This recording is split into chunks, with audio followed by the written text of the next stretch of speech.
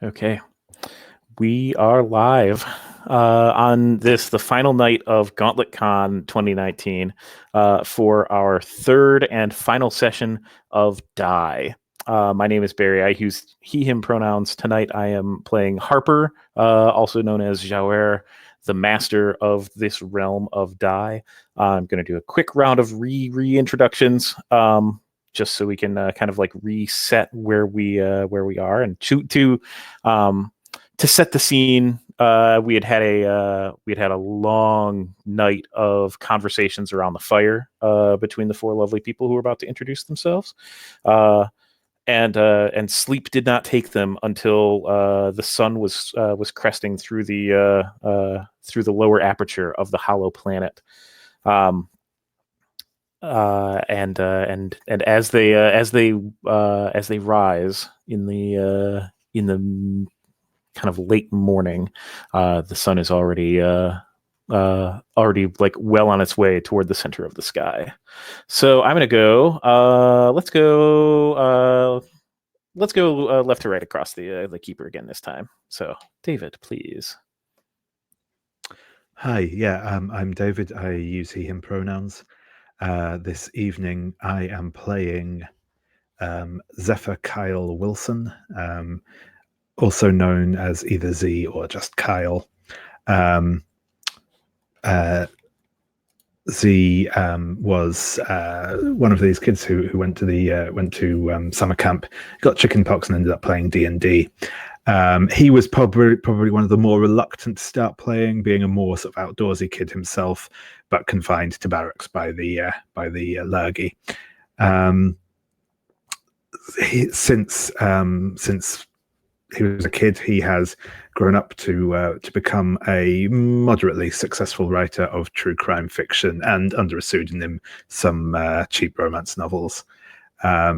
He has a constantly in progress fantasy heartbreaker novel stuck in a cupboard somewhere, which continually expands but never finishes.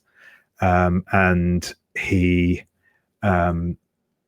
has recently entered the world of Die, where he has taken on the role of Onyx, who is a godbinder, someone who has the ability to make deals with the gods, and looks like not entirely dissimilar to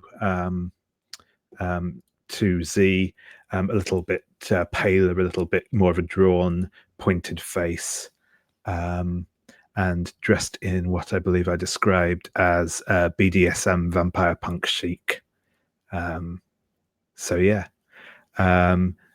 Z has done a deal with the Kindling Spark, the god of fire in the world of Die, or at least in this world of Die, and in order to save Lenny from being consumed in a fireball. He has been asked for a price in return for this favor, though, which may result in him burning down the Tower of Heaven. And I think that's more or less where he is. Awesome. So next up, Sabine, please. Hi, I'm Sabine. I use any pronouns. I'm going to play Samantha Riles, who uses she, her pronouns. Sam was a ambitious science kid who caught chickenpox with the others and ended up playing D&D. She was more about solving the plots, really, than about deep character drama.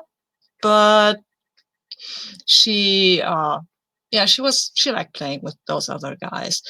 Samantha grew up to study chemistry and then became involved with environmentalist causes and joined several NGOs or Greenpeace, traveled around the world, tried to save some whales or rainforests or other forests, or organize demonstrations and stuff like that, raise awareness.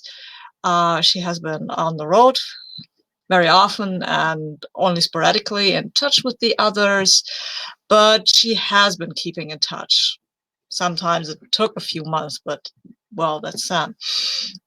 Since coming to the world of Die, Sam has turned into a rage knight, which is a knight, a fighter, a warrior, who uses his emotion, which is rage, to fuel spectacular effects. The fighter's name is Ursul. Ursul uses he, him pronouns. Ursul is 7 feet tall, looks only very vaguely like Sam, like not at all, really.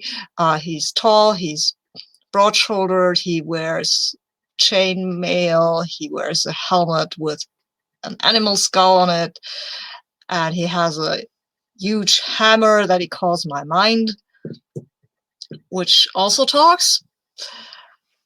Yeah, and that's Ursul. Bundle of Joy. And Sunshine. Excellent. Leandro, if you would please. Hi, yeah, my name is Leandro. Use he, him pronouns. This series I've been portraying Eleanor Clark, otherwise known as Lenny to her friends. She was, when the initial D&D campaign started back in 1986, she was a creative kid who wanted to be like a super duper musical pop star, and found some unexpected creative freedom playing that D&D campaign. At first, she wasn't up for it because she thought it was just a dumb board game, and to the point where she got the leftover class of the cleric. But then found a great deal of inspiration. Got involved with the mud that the players got together during college, and slowly as she grew up, downgraded her dreams and possibly herself to from musical creative stardom to being a nice cozy job as a sound engineer in Rhode Island.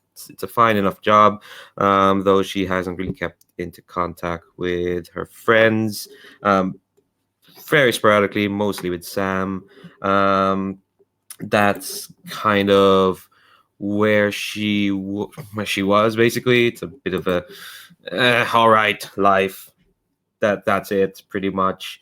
In this Hollow Planet, though, she's taken the role of Murmur the Dictator, and she described her as wearing this like austere military jacket with some silver epaulets on the shoulder, an outfit that Z very kindly described as a bit fascistic, which I honestly wasn't thinking until he mentioned that, and now I'm tiny bit distressed about that. What? Who knew putting a military jacket on the dictator would yeah, exactly. Are we the baddies? Which fits because the dictator can influence and control people's emotions, which should make people very scared of her. She's only done it once. It was to what people would call a mook, a piece of walking XP, so to speak. But it's kind of left her a bit pensive and thoughtful and a bit closed off after that. Yeah, we'll see where that goes. It's a hell of a trip to be able to just get people to fear you by saying things. Awesome. And Peter. Hi, I'm Peter. I use he, him pronouns. And tonight, for the final time, I'm playing Lucas Sellers, also using he, him pronouns, Luke for short. Luke was the original GM of the group, got everyone together, was the most enthusiastic about it, very much holds that game near and dear to his heart. He originally used that as a means of being able to go wherever he wanted without actually having to go anywhere. But as he got older, he went to places, and he's ended up in California. He's worked as a voice actor and a party DJ. What he daylights and moonlights as between those, it's hard to say. But he's kept in touch mainly with Z, just more out of a vicinity's sake. Played a lot in the mud back in college. Ended up creating the original sort of baseline story that the mud, the hollow planet, was created from, which has certainly come back to haunt him, and sounds like a great time to segue into the character that he's playing is Cloak the Fool. Also, he, him pronouns. Cloak is supposed to be a, sort of swashbuckling ne'er-do-well who just kind of, gets into trouble all the time, but kind of pulls himself out of scrapes whenever he wants. At least, that's the character type and archetype. And what's actually happened, well, we haven't seen that yet, because most of the last session, Cloak was spending more time as Luke in Cloak's body, with Luke basically having a meltdown and identity crisis over the fact that a lot of this was based on his creation, and he's not sure where the line is drawn in terms of what he created and what is now real in this new sort of reality. And he seems very dedicated to wanting to go home, but at the same time, he's really pissed off at Harper.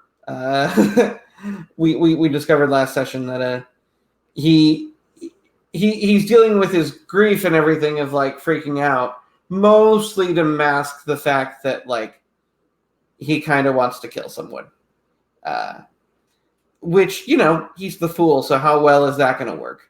But, we'll find out. Rush in and find out. So I have a quick piece of bookkeeping. There are a couple of tokens on the table. I am going to take those back. And as you rise in this mid morning, you can hear kind of like the you can hear the sing song of someone at work, and the labor that they're doing is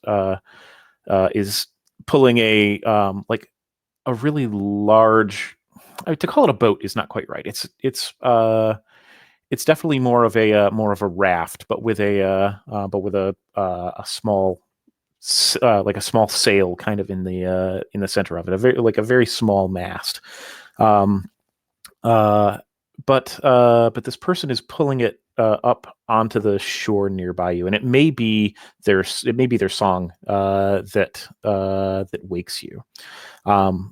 It is a song in Elvish, and you know that the person who sings this song is an elf named Lanawola. Lanawola is what many people in the realm call a bosun, who has a sailing magic and will carry travelers across the farthest waves. What I'm curious about is whose character Lanawola was on the mud.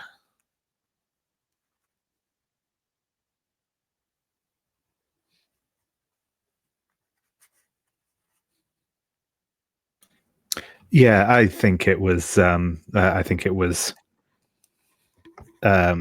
One of Z's characters.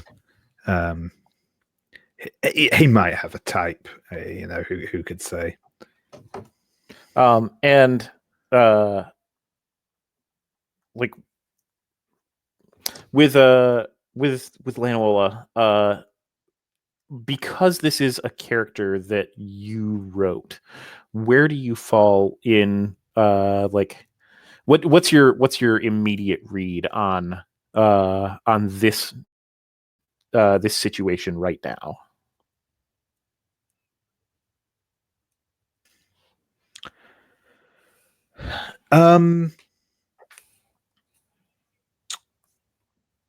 I think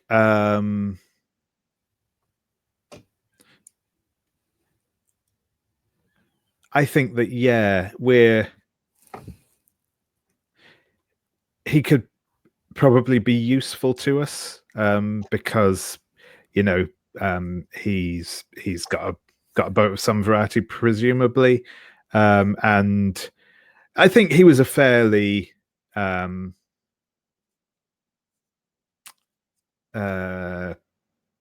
benign character. So I think that's definitely what Z's assumption will be anyway. Awesome. And yes, I can do that. As soon as I pull it up here.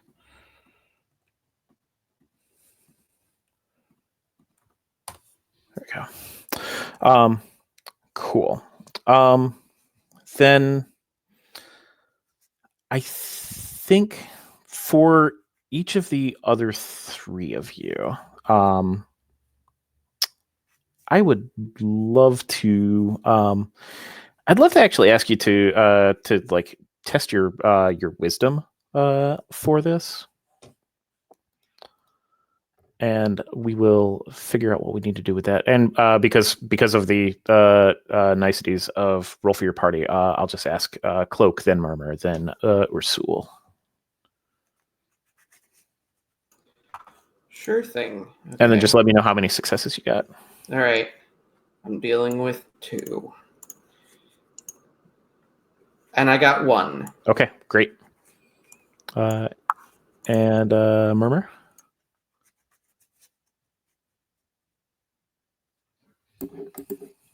Okay, that's 2.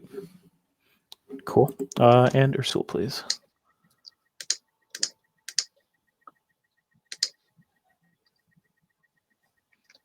I've got 3. Excellent. So, as Lenuola is hauling the raft up onto the sand nearby, and their song wakes you. Ursul, what do you see or what do you hear that connects this person, this character, to Harper?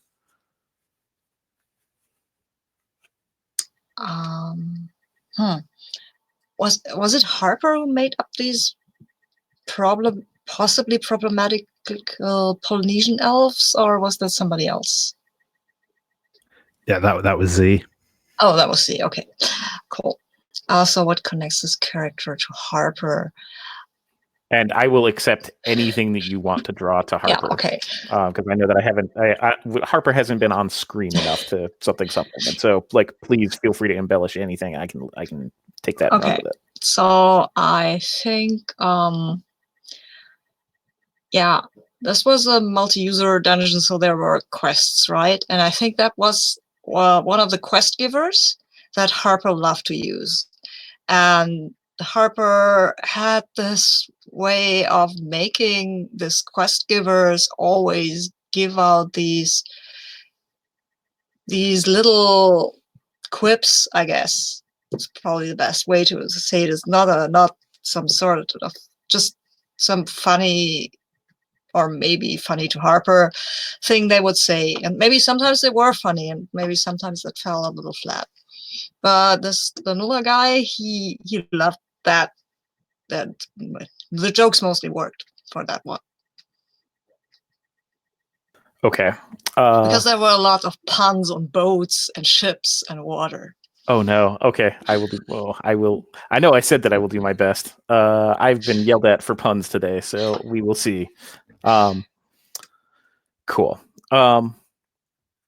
Yeah. So this traveler has pulled the boat up on land and is walking up to where the embers of last night's fire are now just a warm bed of coal. Who's the first to greet or approach them? Fuck it. It'll be me. Do it. I think as I wake up, the dream has still sort of lingered in my mind for a bit.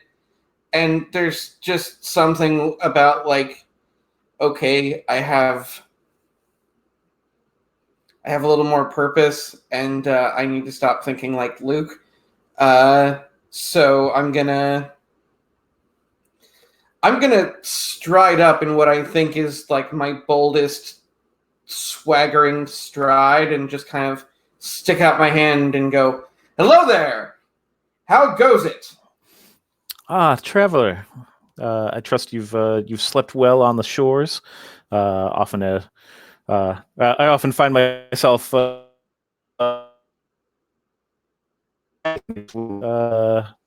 I sleep. So I caught the first fourth of that. and like off. Oh, I just he says, or they say, like I hope you've slept well. I often find myself crabby when I sleep in the sands, even here. And you see like a small like a scuttling iron crab off to the distance. Ah, well, sleeping on the shore is never a sure thing.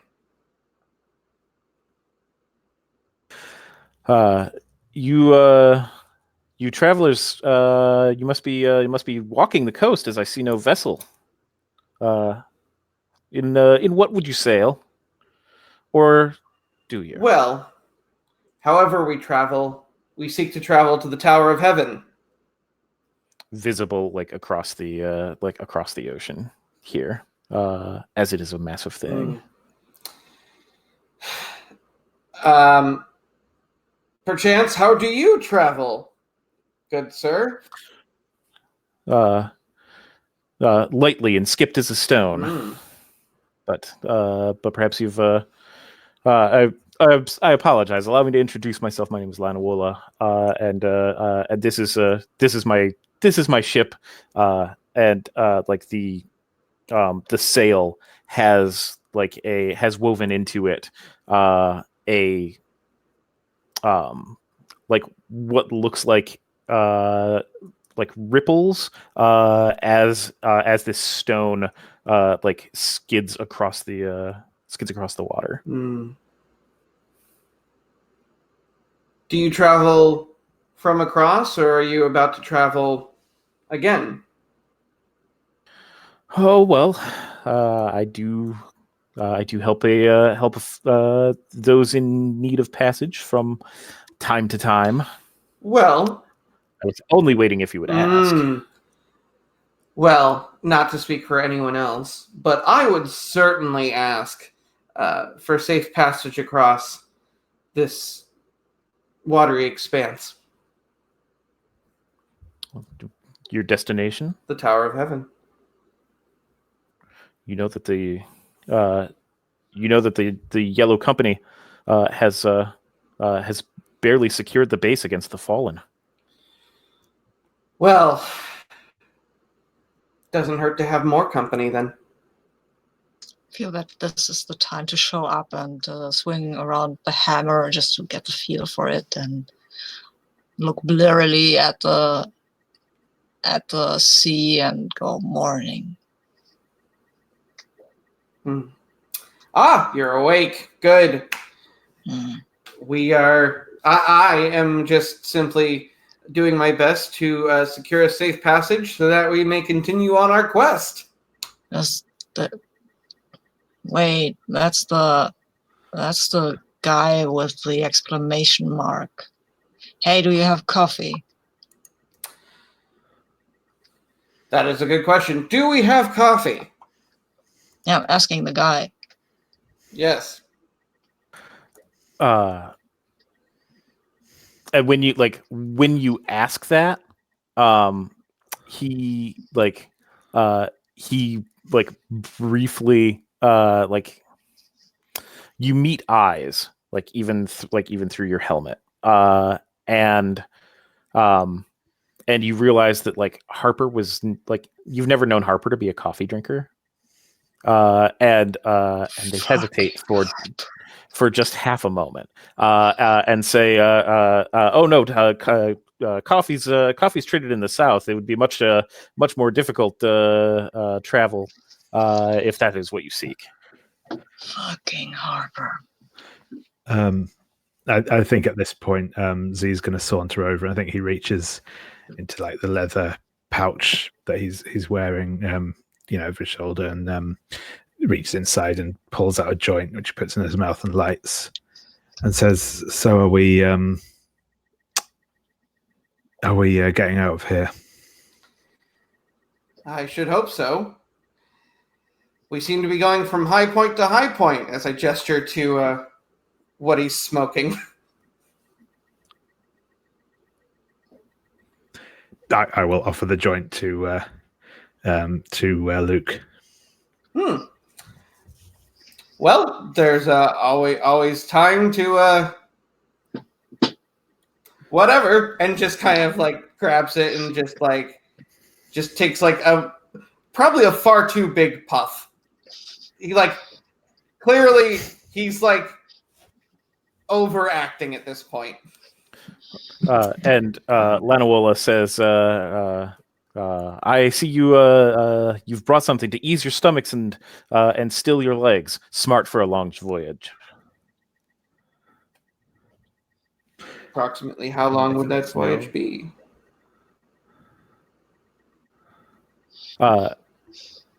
It's like the length of the long. I'm gonna rewind and say smart for a bumpy voyage. How about that? Okay, in that case, didn't mean to talk over anyone. Oh no, I was just gonna say that the smoke I think wakes Lenny up, and just rubbing her face like, "What the fuck, Sadie? I told you never to smoke at the."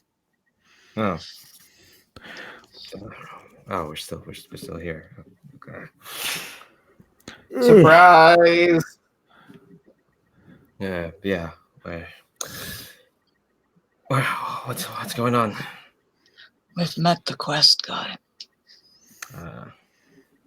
The quest And guy we're going by hasn't. boat. Yeah, we're going on a boat. Yeah, I know. So? I think. Oh yeah, this guy.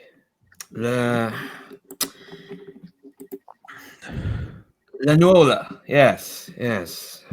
Great seafarer of the farthest waves, right? That is seafarer. Let's leave it at seafarer.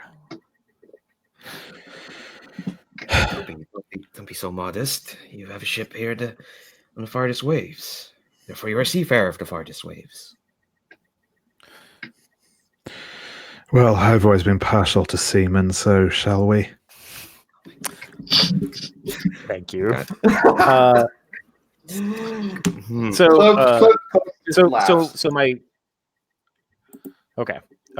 So given what kind of where you're at, Ursul, you are the one who I'm most curious whether you are getting on this boat. Yeah, sure, I'm getting on this boat. I'm annoyed though. There's no coffee. Okay, Mark annoyed. And I'm going to. And there is this weirdly problematic elf who's kind of proprietary or something. I'm not really happy with that either. So I'm just pissed on principle. Fair. So I'm going to put another token on the table. And as Lanola is walking down to the beach, he brings his hands to his mouth and sings like just a short phrase that when they do, the logs of the raft become more buoyant to the point of being almost weightless. But it also skims across the water almost without friction. And they climb onto the raft and say time's a wasting. And so each of you board the raft.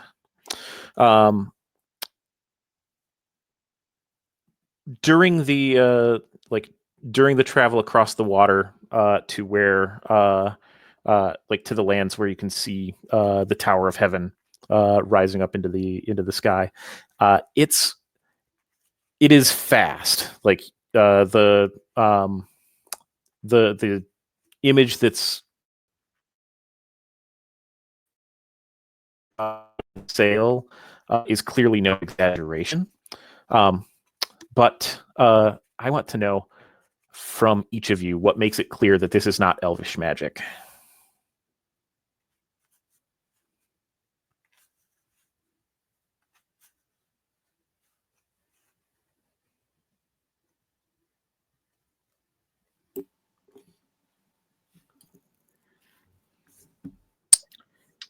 I think there is this weird smear of colors again on the floorboards as this starts out.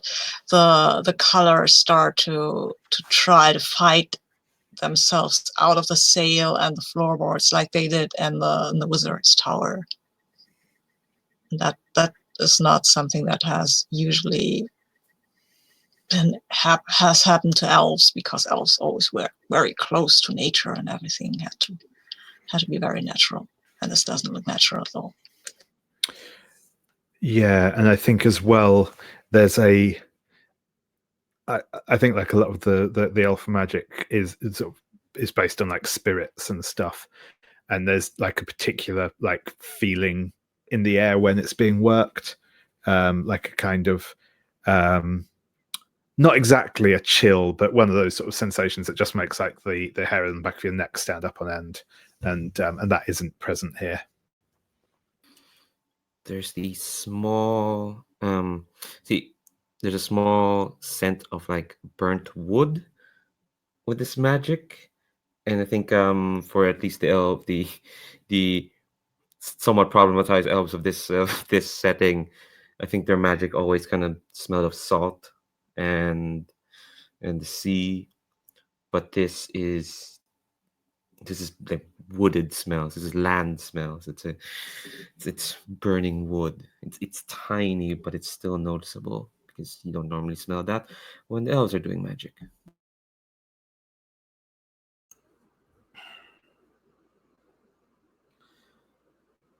I think elven magic usually has more of a blanket effect, in that it covers sort of a large area and like fills whatever space that it's in.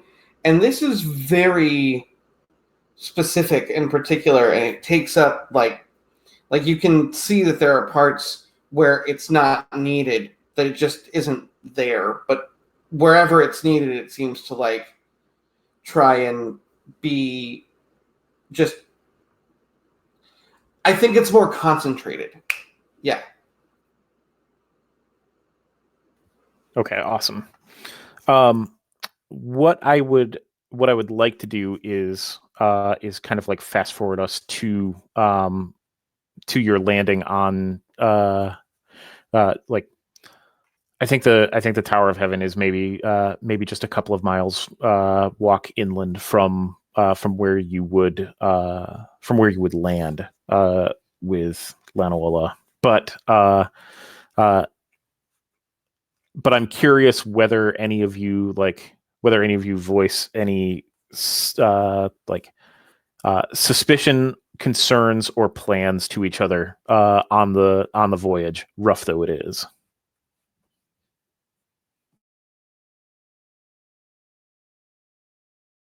Lenny is brooding on the bow. I like it. Oh, that's the shanty though. Sorry, I thought you were answering one question. You answered a better question.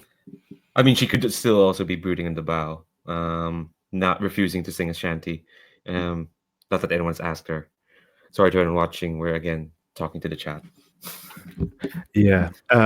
No, I mean, if anyone asks, Z will probably respond, but I think he's actually kind of quite enjoying being out on the water, so he's not really paying much mind to it. So, he's not brooding on the bow. He's kind of like leaning out over the edge of the boat, kind of enjoying the spray. Yeah. I think Urzul. Sorry, go ahead. No, please, Peter. please. Okay. Urzul though is brooding or thinking, probably more thinking really on the dream that he had or that Sam had, but it looks like brooding, and he's standing on that raft because why sit down? He can stand. That's not hard. So I think about halfway through when Cloak sees that Murmur isn't singing or anything. He originally went up to them in like just for a moment and was just kind of like singing under his breath, like "oh hi-dee di-dee di-dee di-dee di-dee di-dee," and then like stops when getting like a death glare, and it's just like, "oh, okay, just trying to lighten the mood," and then just kind of sits in the middle of the boat and like just draws on the floorboards. Yay, 2 death glares. Can we make it 3? Can we make it 3? No. Okay. I think Cloak interrupting her brooding thought kind of snaps Lenny back into like what you're doing, and yeah, she noticed the telltale magic, so I think she will go up to Lenola then and just say like, Lenola, you're a traveler amongst these parts, yes? Oh, indeed, but these days many are. You travel or you fall.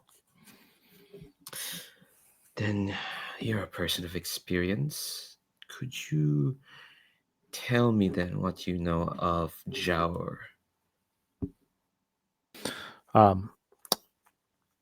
So with the mention of the master's name,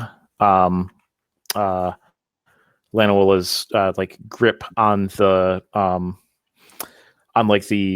the pole that they have kind of like stuck through the raft as kind of a rudder just slacks for a moment, and it doesn't slip through, but it hits one of the, it falls and hits one of the floorboards, and they pick it up. It's a gracelessness that like in none of the fantasy worlds that we've experienced, not one that you would associate with elf. And I think that like at that moment,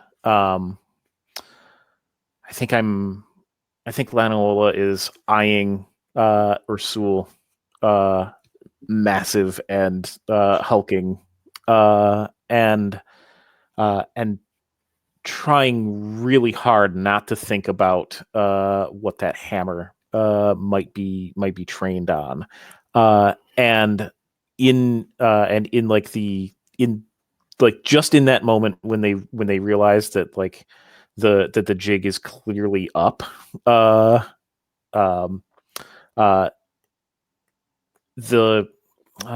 gonna look at that image that we have of.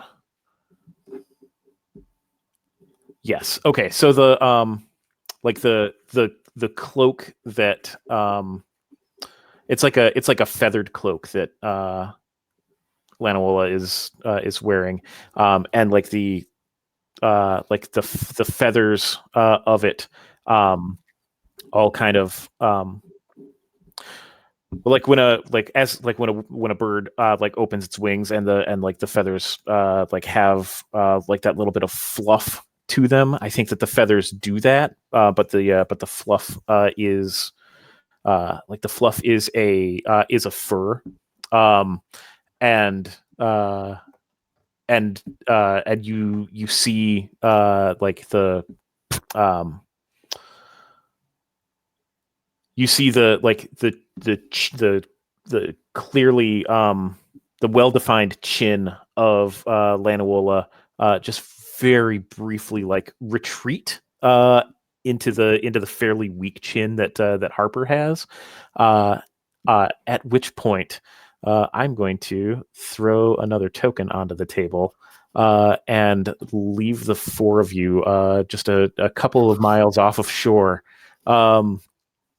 Because I really don't want for Ursula to find out that it's me right now. And so tokens.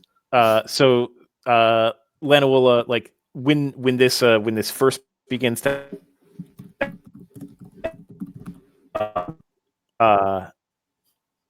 they like the ore kind of like clattered to the floor. You saw this like brief physical transformation, and then they dissolve like down through the raft and disappear. You're all only a couple of miles from shore, but your guide has just disappeared on you, and your boat is perfectly buoyant and frictionless.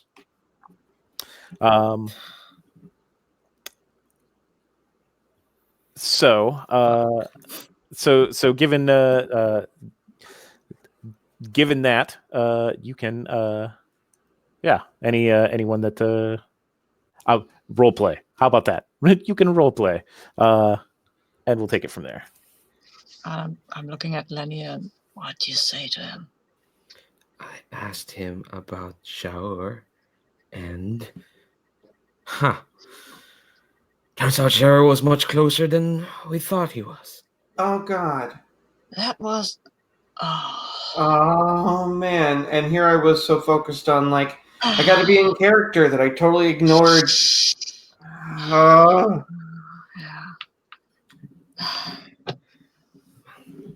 So. Well, we know how Harper's getting his kicks, I suppose.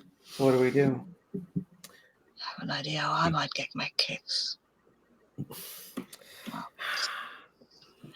I think Lenny turns towards Z to Onyx. It's like, any chance can call in a favor, get us out of here?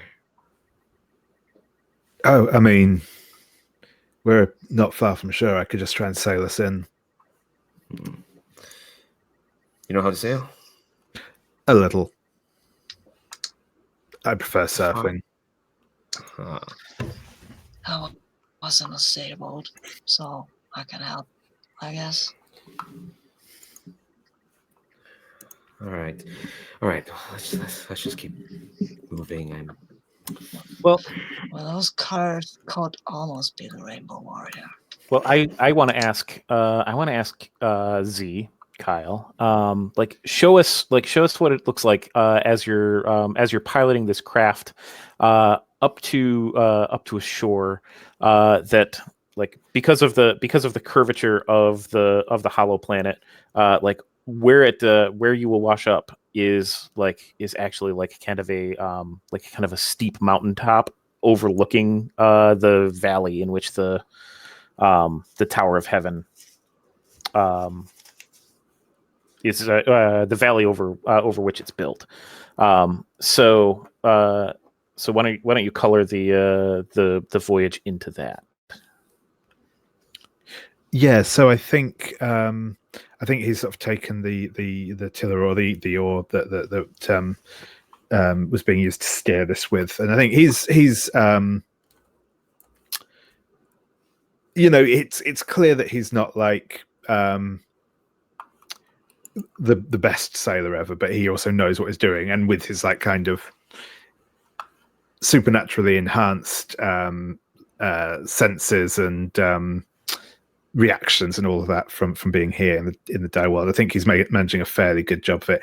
The voyage continues to be bumpy as they're sort of skitting off the tops of waves, sort of crashing down. But he actually seems to be kind of enjoying himself. He's looking quite happy as yeah. What's the surfing accident that you are trying not to recreate? Oh, he's keeping a careful eye out for any like rocks that might be submerged just below the surface, because he's hit one of those a couple of times before, and it's never pretty. Awesome. So you sail up to this rocky shore, and as you climb up over the like over these like large rock formations, it's not a big climb, but it's enough to like have a rim to look over, and so when you do, like down at the bottom of this slope, you can see the base of the Tower of Heaven, and about it, there's a battle raging. Up above, there are like the tower is as Lenny knows, very like stratified internally, and some of that manifests externally. And so there are a couple of different like rings about the tower through its ascent, where there are like large, like they're large crows that are circling parts of the tower, flying into and out of various openings. Some kind of taking a dive down to see what's happening below, and some like climbing up to different layers of the tower above, and at the peak of the tower, a like, you know how when you pull like silly putty taut, you can stretch it and see through it. It's like most of a sphere of that, but in like shades of like reflective silver, all like trying to coalesce into into the ball that it will need to be able to capture the sun.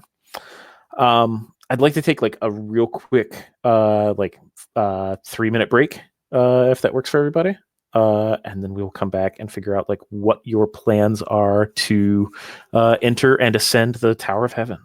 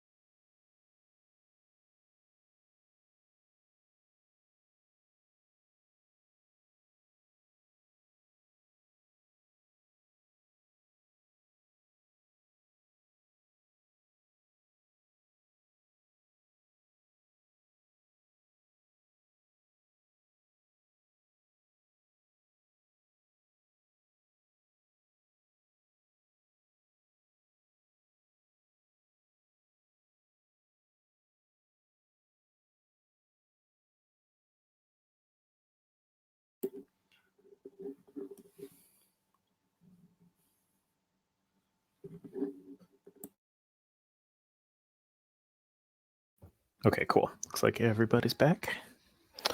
So, some things that you know about the Tower of Heaven. You know that the Yellow Company is uh, a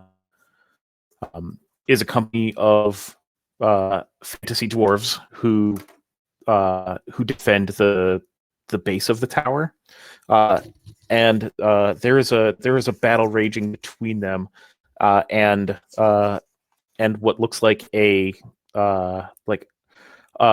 army of fallen that have come from the direction nearest, or the direction that the sun rises from. You can see even far off into the distance, masses of troops that are yet moving on the Tower of Heaven itself. You know that the birds flying about a couple of different areas around it are called the Crow Sisterhood, and they're one of the factions of the tower. They historically they have been kind of like a supply chain for the different groups amongst the factions of the tower, because it's really hard to get, you can't just grow stuff up there. And they often serve as both messengers and deliverers, but right now they're largely eyeing what's happening at the base of the tower, and flitting in and out. And then of course there are the Knights of Dusk, who are near the they've been building up from the peak of the tower, and it is they who want to shackle the sun. The interior of the tower is, like I said, stratified, but also massive. Lenny had 44 factions planned out within the tower, and many of those may have hostilities toward each other, but ultimately they all still live in this tower. Many people of this realm end up living their entire lives in the tower, in one level or another. So, knowing what you know, and knowing what you've been tasked with, or what you want to achieve, I'd like to hear what you all would like to, how you want to approach the tower, what you have in mind, and what you want to do about it. Oh my god, what the hell has he done to the tower?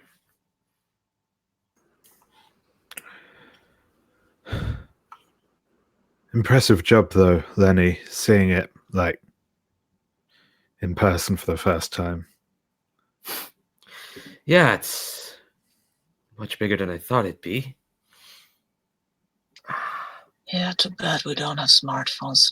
We don't have cameras to take pictures.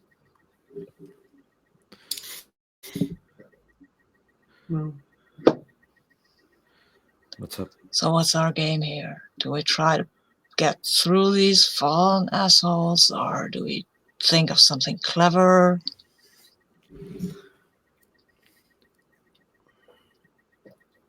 If I had time, I could think of something clever. Let's see. Yeah.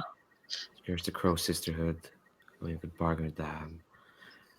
There's the entrance. There's all them fallen. Yellow Company could probably, if we sway them well enough, they could help clear a path. I mean, I could probably hit a few of those fallen guys. Look, when you ask me about the fool being dumb, you know what other thing fools usually do? They piss off people. Oh, okay. That wasn't where I thought you were going with that. I thought it was going to be a suggestion to run into battle blindly, because that was going to be my idea.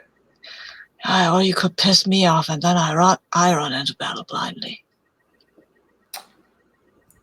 Which doesn't even sound a lot better, but hey. Actually, okay. I'm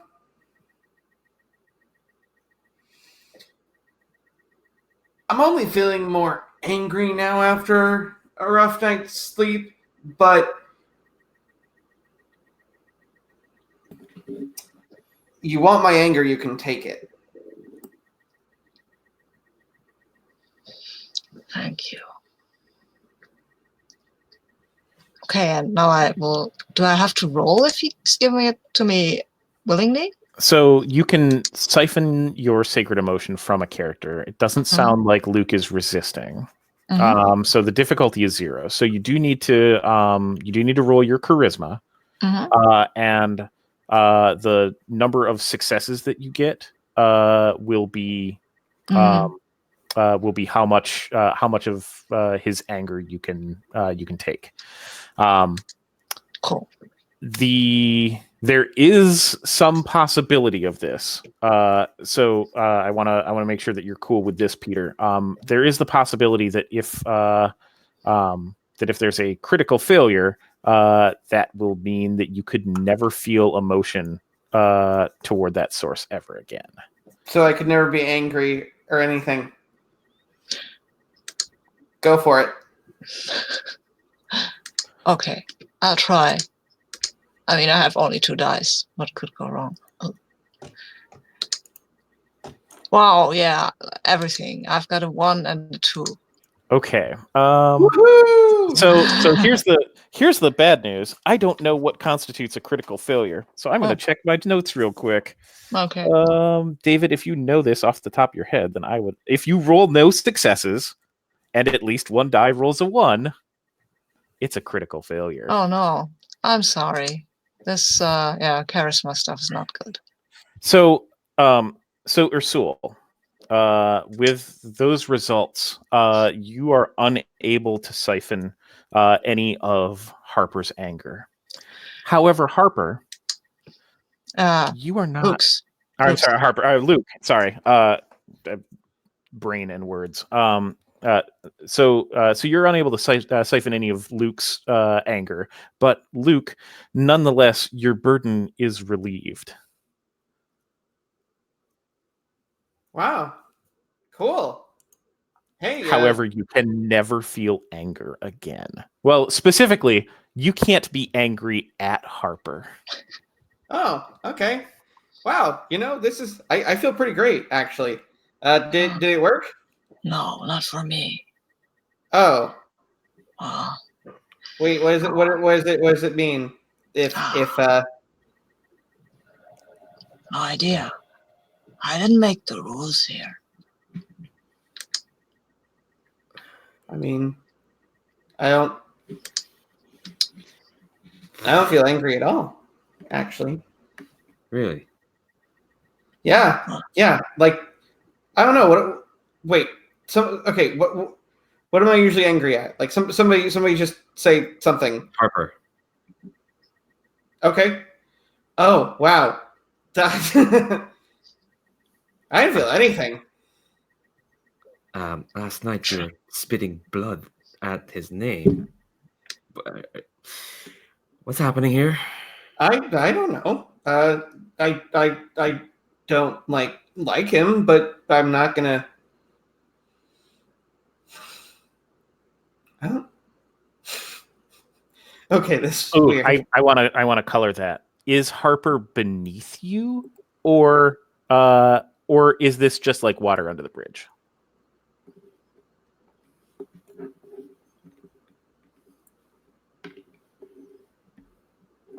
No, yeah. He's actually more like he's not even worth thinking about. Like I don't even.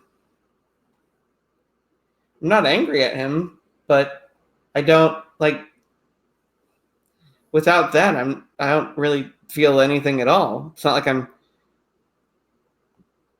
I haven't forgiven him. I'm just not angry at him.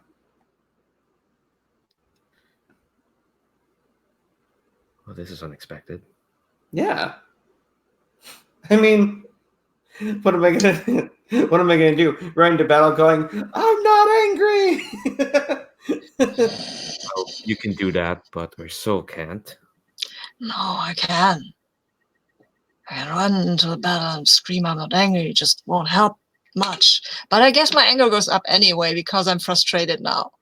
I'm pissed at myself that I didn't make it. I'm pissed at Harper that he didn't make these stupid rules. I'm pissed at Luke because he wasn't angry enough to fuel me. Yeah, I think level 2 anger sounds good. Yeah. Yeah.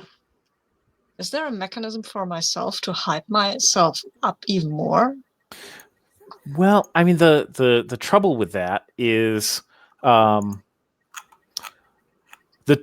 trouble with that is like the degree to which you feel those emotions.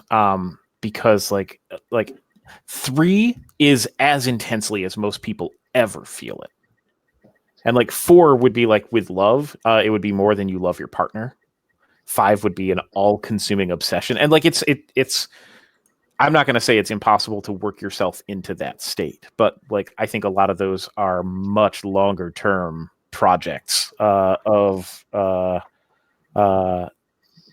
anger. Like when like when like the third level of this is active compulsions to do things related to it, like that's maybe where you would be able to like work yourself up to on your own. But there is a mechanism that you could use to get that. Unfortunately, you've just failed at it. But helpfully, my mind can tell you all about where there is a like righteous and furious anger right now, and that is in that battle down by the base of the tower, because the Yellow Company has never fallen, but now like you can feel the rage of like warriors in arms, not just being bested in battle, but then also turning against their comrades, because as each member of the Yellow Company falls, they too become fallen that are like raging their way into the tower. It's diminishing quickly though, because the Yellow Company, how could they stand against such a force? I will then say, okay, guys, I guess there's a source of more rage, but do we want to do this? Do we want to get into the tower? Because I think I might be able to get us there, but window of opportunity. Sorry, just a quick thing. Because one of the I just happened to because I was curious about the critical failure thing too. It looks like it says a critical failure means the target can never feel emotion towards that source ever again, and then it gives an example, and then it says, however, the knight gets all the emotion the target feels. What does that mean? Oh shoot! You know what? It means that even though that was right. a failure, You're right. I don't feel it. Ursul just got all of my anger. You're right. I'm gonna say that's a playtesting thing. That should I'm gonna note that for feedback. Okay. That's an interesting effect. I'm into it. But yeah, like go ahead and mark yourself up to we had you at anger, right? Did we have you at anger? You said it sounded like you were a slow boiling pot, but it sounded like the way that you were talking, you were like simmering over. Do I have that correct? from what I remember, before the emotion draining, Ursul was annoyance. Yes. And then I was offering up my anger. Okay. To help supplement that. It bumped up to anger because we thought Gotcha. Yep. it didn't work. Okay. Yeah. Let's take it to rage then. Cool. Okay. So, so now that you are this upset, like the thought raging in my mind is, can we please just see some fucking action? They use they use the word fucking here. I just decided that. That's it's part of the ancient tongue. Yes, I've been using it too.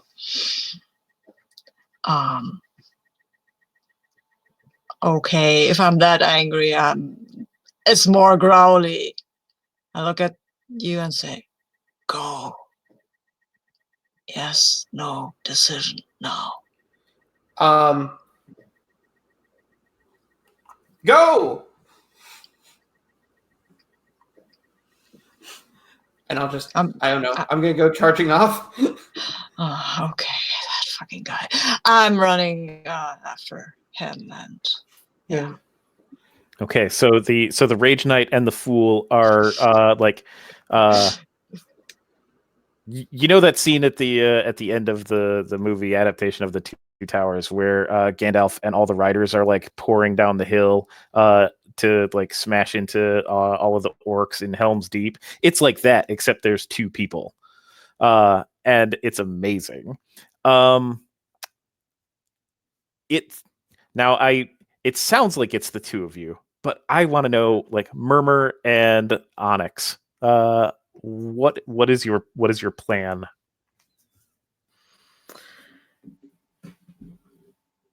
Who?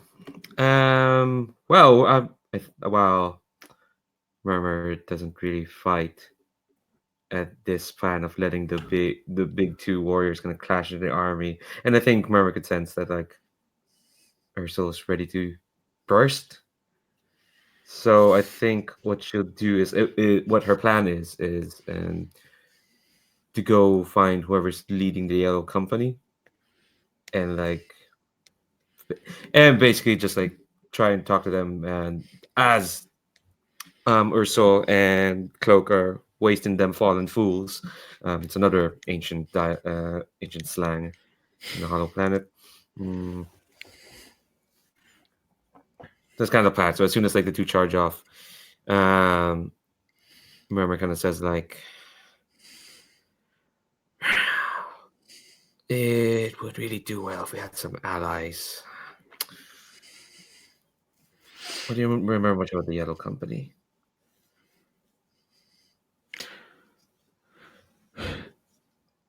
Yeah, just like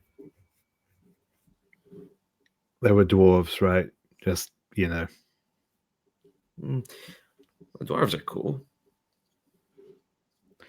I mean, dwarves are fine. I always found them a bit, staid. Yeah, well, maybe you're just not being imaginative enough about them. And I think Murmur says it as she starts marching off to find commander of the Yellow Company. And Z will follow. He's like keeping an eye on the battlefield in case things go sideways. But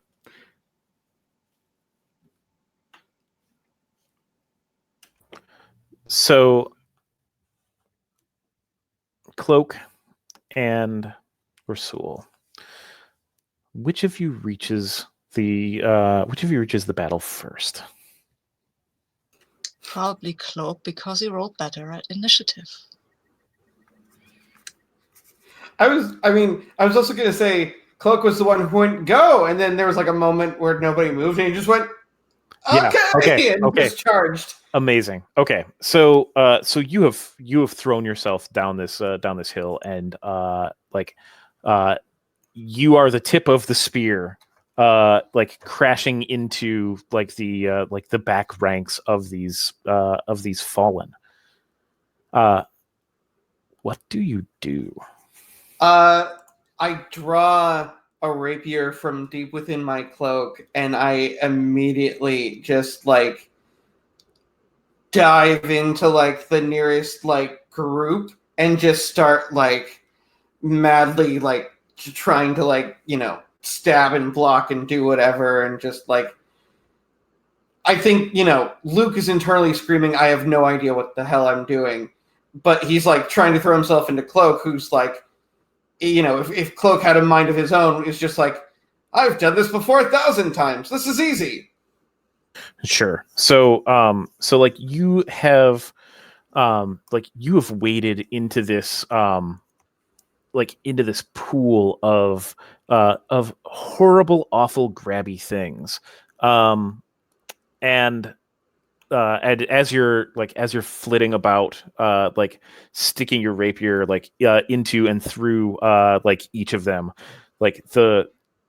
you've advanced past the back ranks, but now the back ranks are like climbing over each other, and they're vaulting over each other, and like there is a ring of these fallen that is like waving in towards you. Oh crap! I'm like just trying to focus, and I'm I like, can't hear you, Peter. I think you're muted. no, He's not muted. I can hear him. Oh, I can't hear him then. hello. Oh, there we go. Oh, I see what the problem is. I accidentally, my headphone jack went out just a tiny bit. I couldn't hear anyone. Oh, okay, My cool. bad. Sorry. I mean, I was perfectly ready to be like, but then Sorry. So Cloak, we can do one of two things. We can roll initiative for you and this like surrounding of fallen. Or you can do something else. yeah. All right. Hey, Barry. Yeah. Okay, I'm gonna take that. And so, what is the entirely unfeasible piece of good luck that saves you from this ring of fallen drowning and consuming you?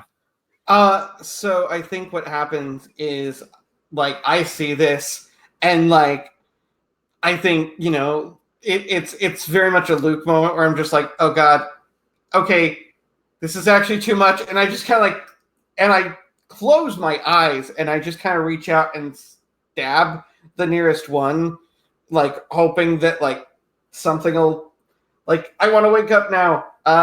And what happens is that I happen to stab one right in the shoulder, or what looks like a shoulder, and it like just knocks into the next one. And then what happens next is literally this completely unfeasible domino effect, where like just one after the other, like literally knocks into each other. And each time it looks like one of them is actually going to hit me, another one is just like either like launched or flung, just based on like, it's like the messiest circus trapeze act ever, because there are just monsters flying all over, but they're hitting each other.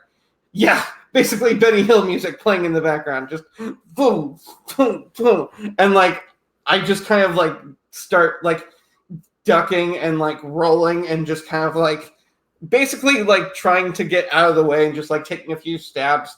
And each one hits. And then I'm just kind of like, after like 5 minutes, standing there going,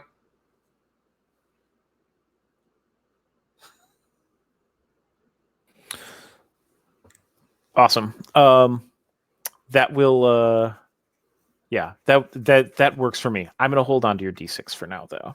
of course. So, Rasul, when you reach the bottom of the slope, like there was a moment where Cloak might have been lost, but through sheer dumb luck, or maybe sheer dumb Luke, he still stands. But the like the rage that you feel of the dwarves defending the place is it's dwindling. There are fewer and fewer, like with each stride down the mountain. What do you do? I mean, I could. This is a question of how I should play this. I mean, I could get creative with my violence. I mean, I'm angry enough to defeat an army, or I could just engage a bit and hit those guys with a combat frenzy, and I don't know. I mean, we have, I guess, played for 1.5 hours, so maybe be creative with violence, right? Because I don't see us needing many armies in the future. So yeah, come on.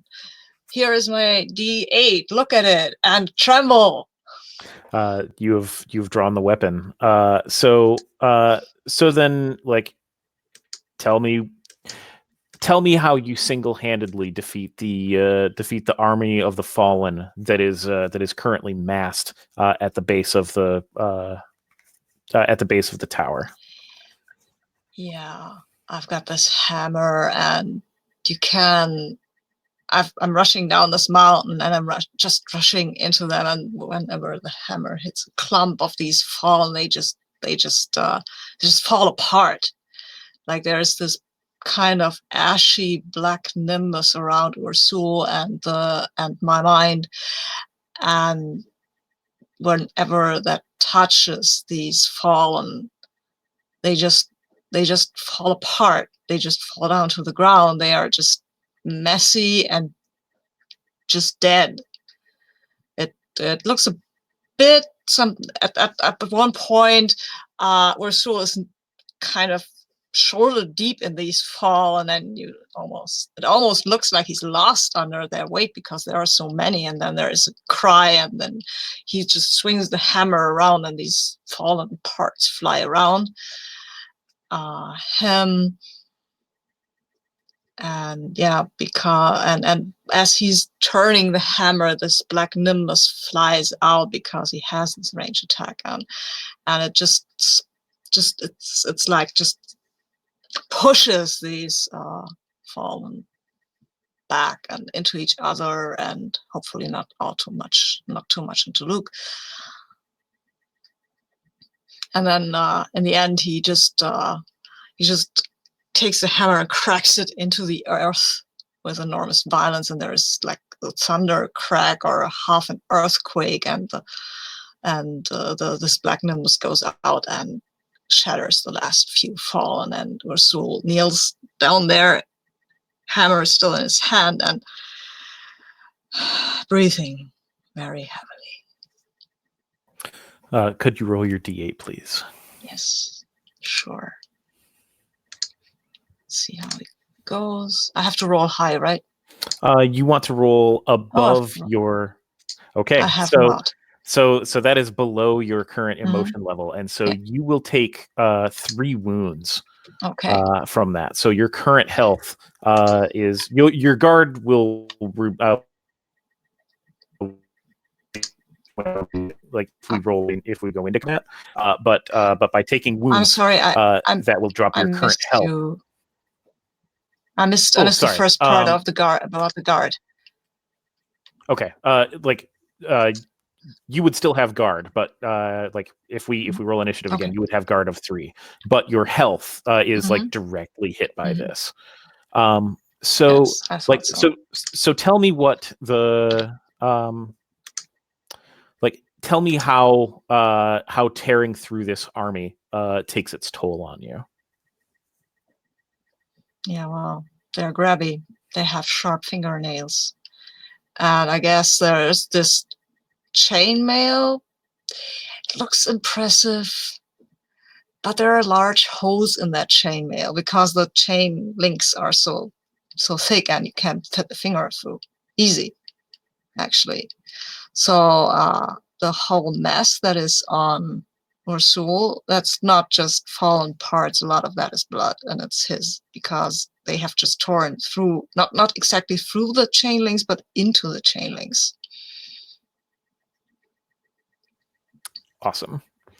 I think that now would be a good time for us to take like our 10-minute break. I will stop this recording. I'll start another one when we come back, and then that should carry us through the end of the session. Thanks, Jitsi. And when we reconvene, we will figure out like what you want to do with the last numbers of the Yellow Company. See you in 10.